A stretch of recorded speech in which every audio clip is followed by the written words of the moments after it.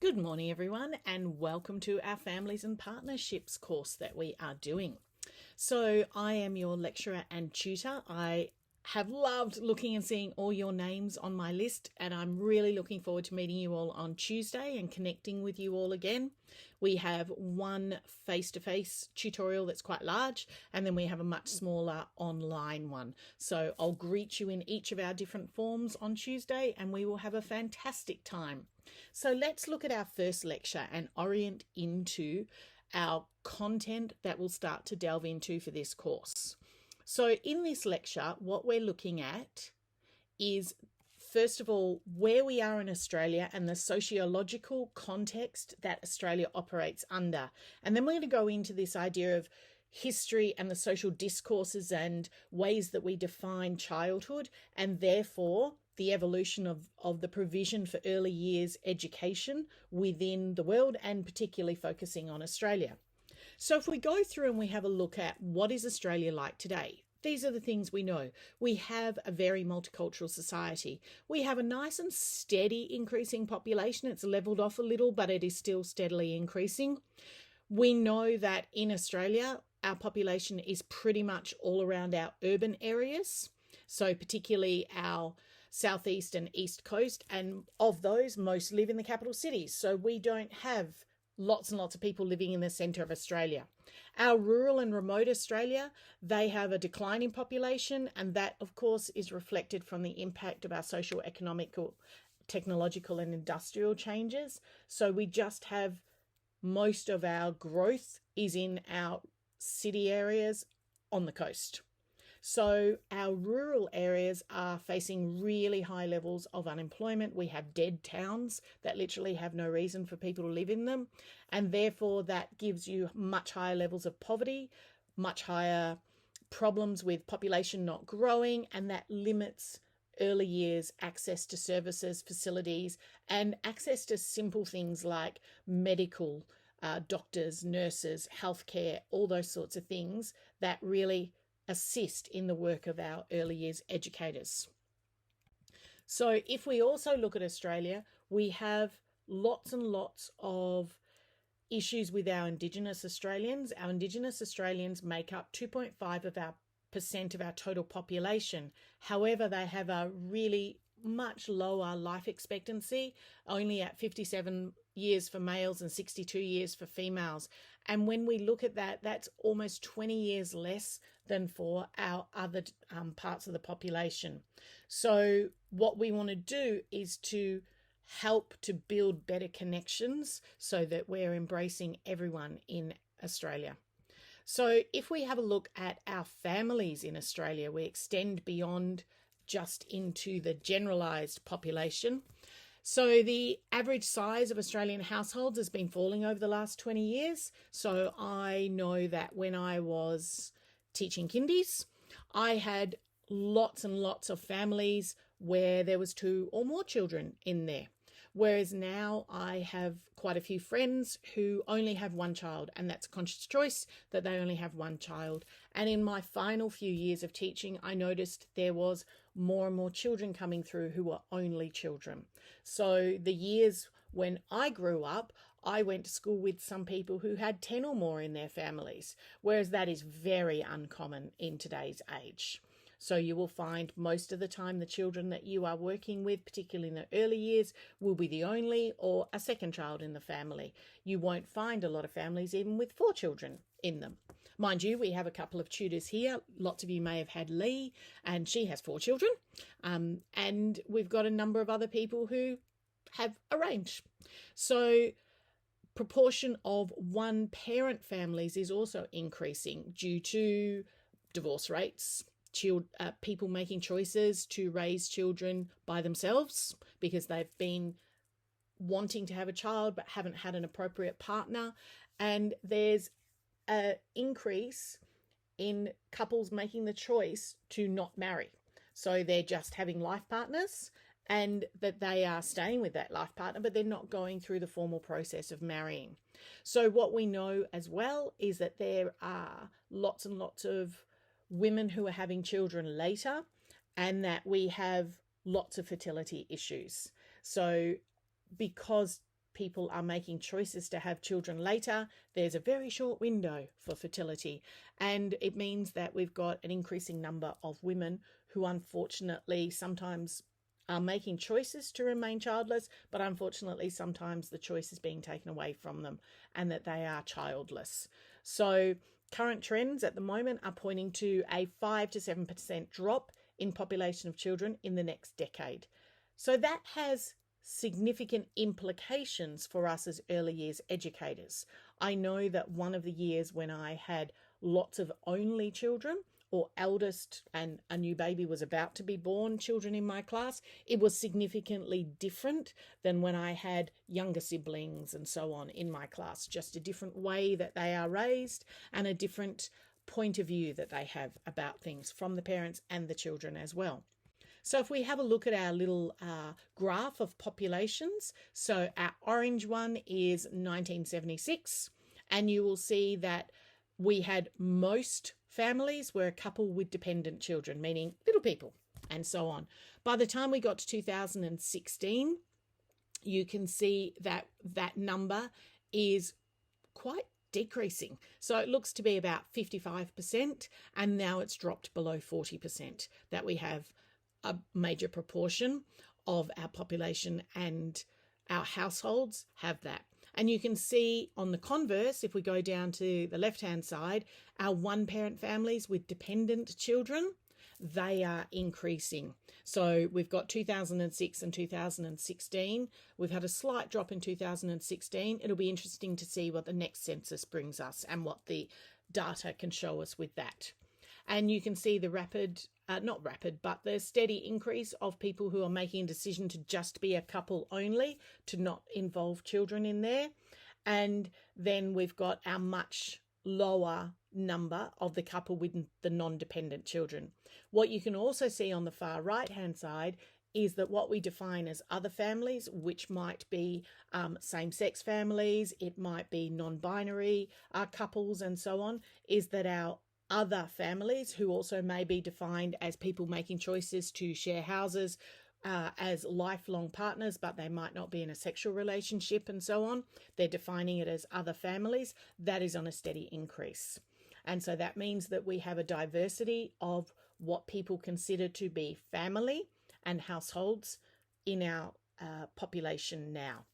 So having a look and taking some of that out, what we have is some things are remaining the same and some things are changing. So in 1976, 48% of couples and families had children living at home. By 2016, that had dropped 37%. And the couple families with children at home, the proportion of them is steadily declining, as we saw in the last graph. However, we still have lots of labour divisions that go on in a family. Now, this is dramatically changing as time goes on, but we have approximately 70% of women in some type of paid work that make up just under half of our paid workforce. However, we know that most women are still shouldering lots of the responsibility for the household work, meaning the organisation as well as the physical part of the work in the household. So they're working outside of the house and then they're doing a lot of work inside the house. So we know that it is still not reaching a parity. As our population grows, what you'll find is that our millennials and Gen Xers, they have a very different view on things, and our millennials and so on, under those, they're going to be, I think, a lot more even distributed with the in-house work and the out-of-house work. So you'll have a lot of a better balance, I think, for most of you when you move into long-term partnerships in some way, particularly if you're moving into a heterosexual partnership, and that will allow you to be able to work as well as not stress yourself out too much at home. So the work and family arrangements in Australia, they still continue, though, to be very gendered. So fathers work on average sometimes up to 75 hours per week, and out of that 46 hours is paid work, 16 hours is housework, 13 hours childcare.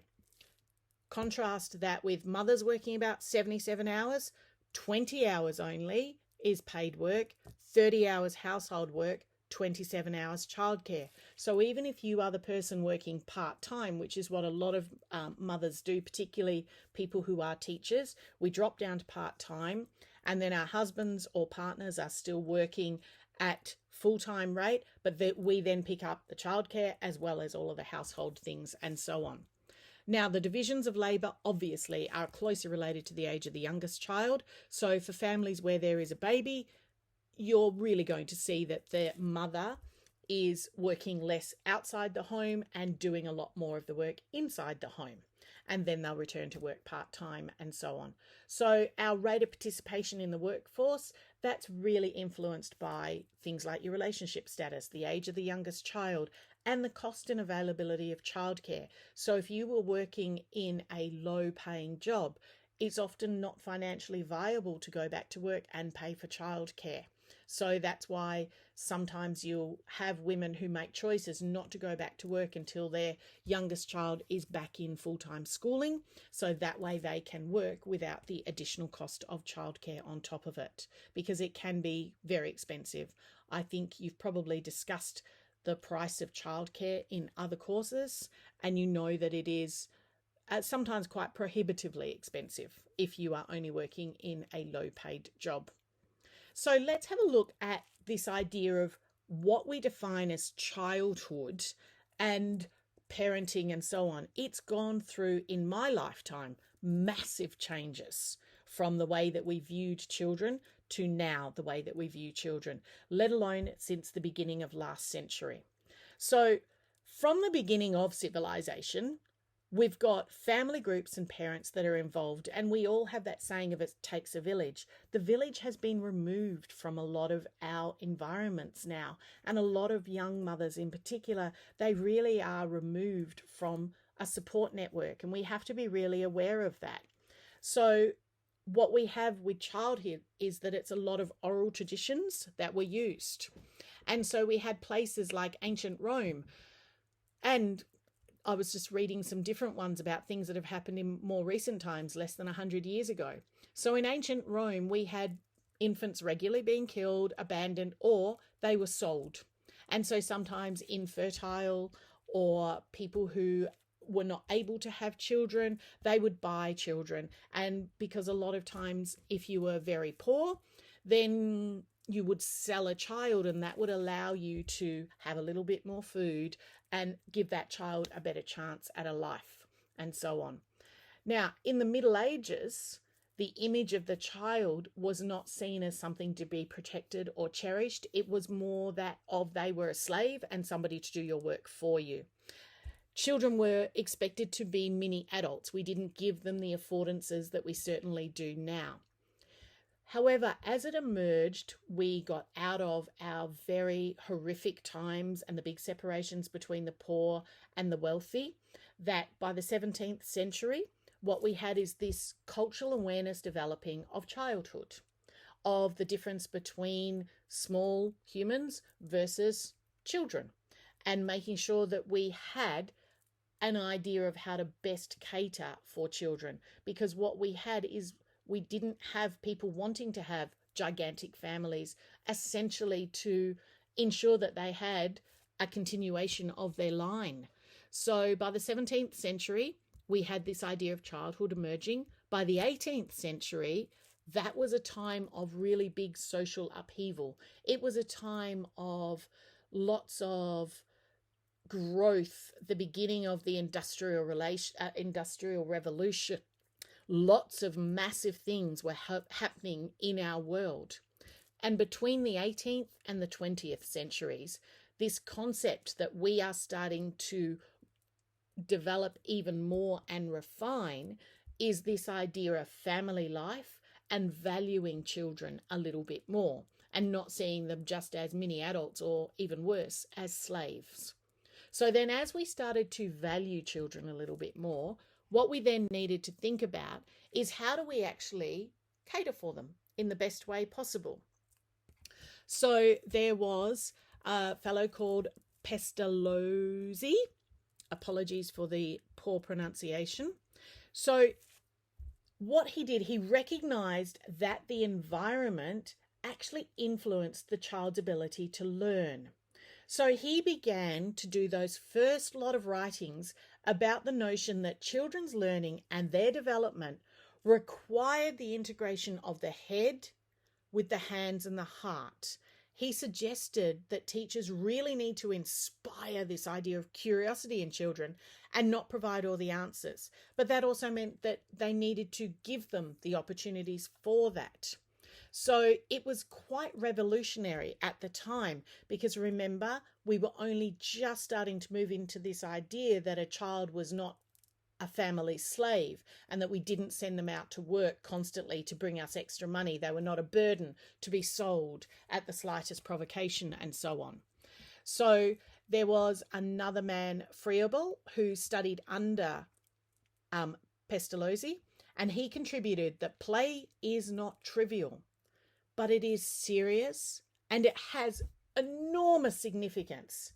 He opened up the first kindergarten, which translated means children's garden. He believed in the education of the whole child, and he encouraged our concrete learning experiences.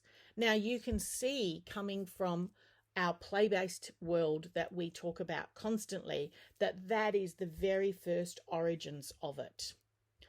So up until the end of the 18th century, kindergartens, they were only available for children of the very, very wealthy. Working class and poor had no options, essentially. In 1895, the Kindergarten Union of New South Wales emerged. By 1911, we had similar organisations in each state.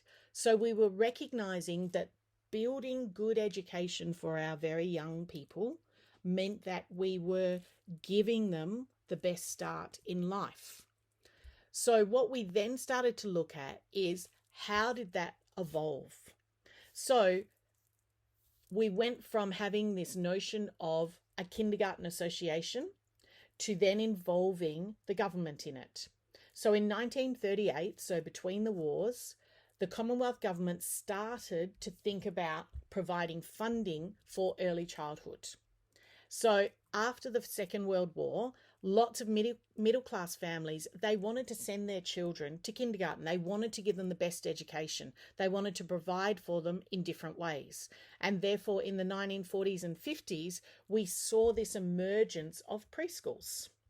And they were often staffed by local parents and interested people. And they were very organic, and they were also very inconsistent throughout Australia. So it's not like you had a preschool that was associated in every local environment or anything like that. They weren't associated with schools. They were community run. And during the 1960s and 70s, this is when some state governments started to become involved. Now, when a state government becomes involved, that means it starts to come under the school system. And so then it was, okay, so this is for our 4 and 5-year-olds. And so if you have a chat with your parents and talk to them, did they go to kindergarten? Did they go to a preschool? What did they have before they remember going to a big school of some sort? And you'll find that some of them might have had a standard kind of kindy that they went to. I know I went to a little tiny kindy. I remember it. It's not far away. It was on Royal Street in Yokine. And I literally remember that kindergarten, going there when I was 3 or 4. Mum said she sent me there because I drove her nuts at home. So she found a kindy that would be able to take me, and I went there for a couple of years because apparently I drove her insane. So I needed the super stimulation of going to a kindy, whereas other parents didn't feel that need to send their children, and they just started them at school. You'll notice this is quite different to what we have now. So then what happened is the Commonwealth government introduced the Childcare Act in 1972. And so again, this took it from being something that was just community driven and very ad hoc, and at the core didn't have any guidelines for it. So when the Commonwealth got involved. They introduced the Act in 1972, and that talked about when, why, what, who, all those sorts of things to make sure that we were not going to take advantage of children. Everything was going to be done above board and have a lot more regulations for it. The Childcare Act now sits with the Department of Family and Community Services. It's still not under education at all. So what then started to happen is more children were spending time in early childhood, and it was still, however, not under any type of formalized organization. There was no ongoing goals that they had to meet. There was no guidelines. It was very much done at the bespoke quality assurance of whoever was running the different centres. Now, in the late 80s, the early childhood associations of different states started to form, and they started to lobby for an accreditation system, because what we wanted to have was something that ensured that wherever you sent your child for care had a degree of consistency. And so what that meant was that we wouldn't have community-based centres that didn't have to meet the same guidelines as our centres that were much larger and much more consistent and well thought out. Our little ones still had to meet the same.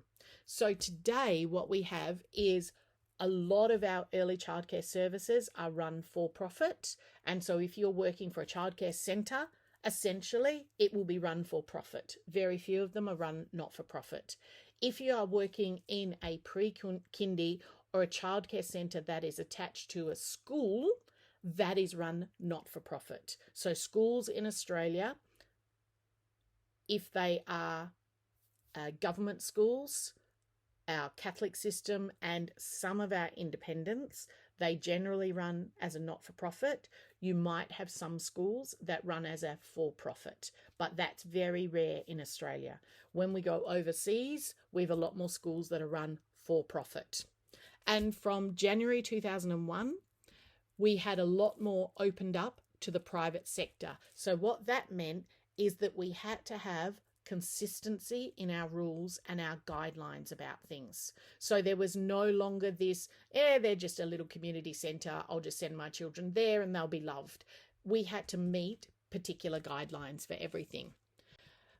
So what we had was a real drive for reform and different ideas that would govern things. So it was concerned with making sure we had education and socialisation rather than just allowing mothers to drop their children off and head to work. So yes, absolutely, that is part of why childcare exists, but we also wanted it to be a really valuable part of a child's childhood. So there were, however, kindergarten supporters who believed that it was this idea of just nurturing the child. They viewed full daycare and all daycare as undesirable. They wanted to just have centres that ran for a few hours every day. But if a parent wanted to go to work, particularly in that period of time, it was generally the mothers. So if you were a single mother with a young child, you actually had no way of being able to work because you couldn't drop your child off and go to work because these kindergartens were only open for a few hours. So in response to this need from the community, things called day nurseries emerged. And what happened is that they then started to open much longer hours and would actually admit children much younger than the traditional 3 to 4 year olds that were going into the kindergartens. And so that completely changed the landscape, completely. And it meant that we had a much broader choice for parents, and that it meant that particularly mothers were able to make informed choices about what to do with their children if they did wish to go to work. So it created, though, these two distinct movements, which we often define as care versus the school, which was defined as education.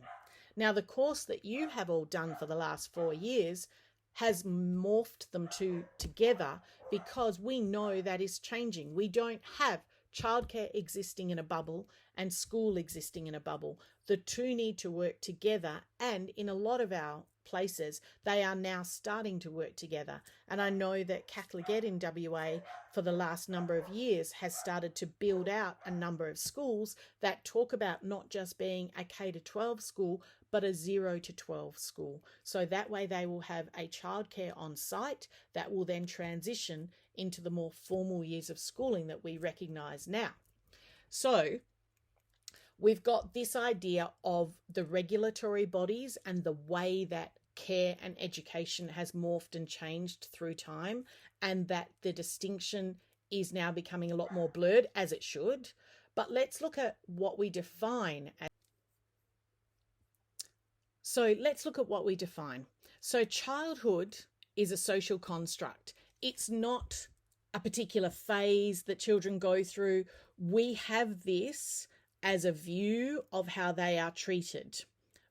And we acknowledge that certain things happen in childhood, but it is a social construct. So it's something that in a Western world, we look at it from the idea of this is a particular part that children go through, and then they get a little bit older, they become adolescents and so on. But we've applied those titles to it.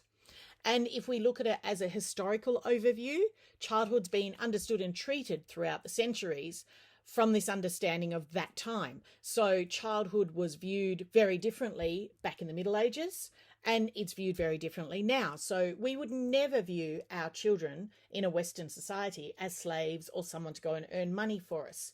There may be some places still in the world that might view it that way, but it's certainly not part of an intelligent discourse that we would have in Australia.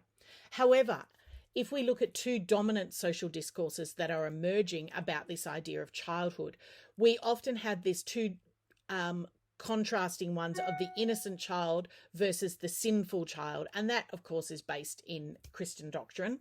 And children want to rebel, and parents should aim to civilize their child. Hence where, you punish them and spare the rod and spoil the child, all those old-fashioned sayings that come there. So the innocent child is derived from that view that children are naturally good. Whereas if we have the idea that the child is a sinful child, that they're naughty and we have to basically punish them to get them to behave appropriately. So it's culturally framed, and it understands childhood from a more positive viewpoint if you look at it as they are the innocent child. So if we look at a dominant discord now, what perhaps we want to think about is that we have a capable child. So if we look at the words within our early years learning framework, we want them to be a child with agency. We want them to be a child that's not afraid to express themselves. We want them to be a child that co-constructs their knowledge. It's not an innocent child that we have to fill up. It's not a sinful child that we have to punish to make them behave appropriately in our world. It's a capable child, one that has agency, voice, and co-constructs. So we need to think about what are our motivations of the childcare system to make sure that we keep that capable child as the point of difference between older points of view and now. And do we make sure that all of our policies align with that dominant social discourse? You might be working with schools or centres who still view it through this idea of the sinful child, and we must tell them what to do, when to do, and how to do it. We can't trust them for anything else.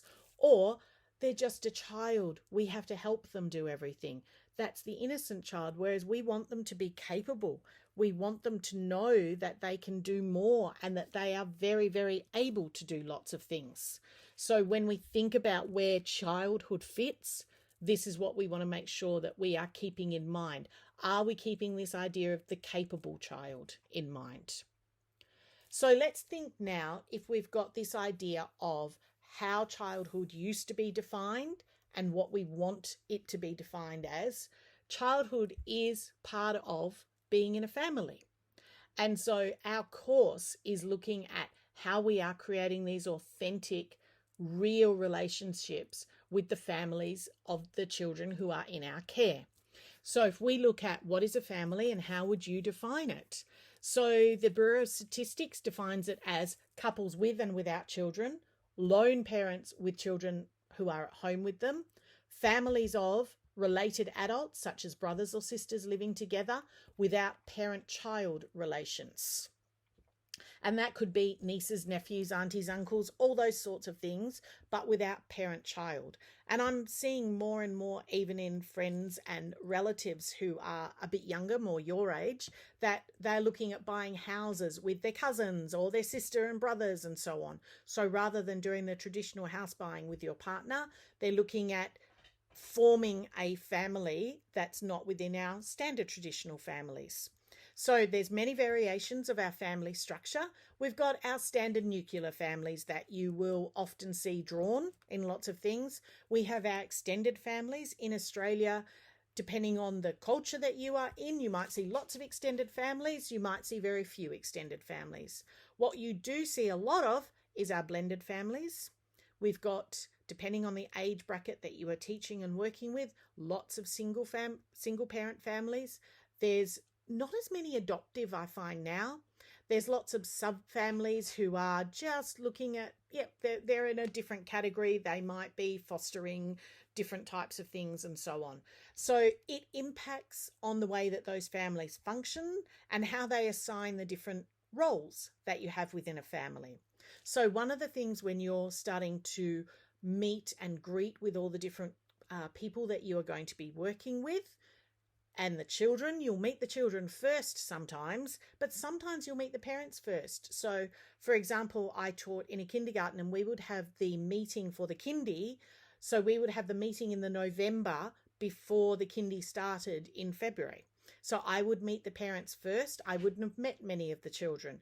The principal or assistant principal who did the interviews, they would have met the children, but I hadn't met the children. I would only meet the families first, and then I would meet the children on the first day or within our staggered starts. So what we have is this idea that our idea of families in Australia, it really has evolved through far more of a modern and contemporary lens, as it should, and that our provision for our early years, that has grown significantly and exponentially since the 1980s. We still have care that comes under some regulatory bodies and education that comes under other regulatory bodies, but we now have overlapping areas. So, for example, audits by the NQS, they happen overlapping. So they happen in childcare and they happen in our early years in our primary schools as well. But each of them has rules and governing organisations, and it's part of your balancing act that you have to do depending on the centres or schools that you're working in to work out how you fit. So I will see you all in our tutorials later on Tuesday, either face-to-face or online. So I look forward to meeting and re-meeting you all again. I think there's almost everyone that I have met at some point, and we will have fabulous fun. And this course is very discussion based, so come along prepared to have lots of chats and so on. All right, I will talk to you all in class and see you all later.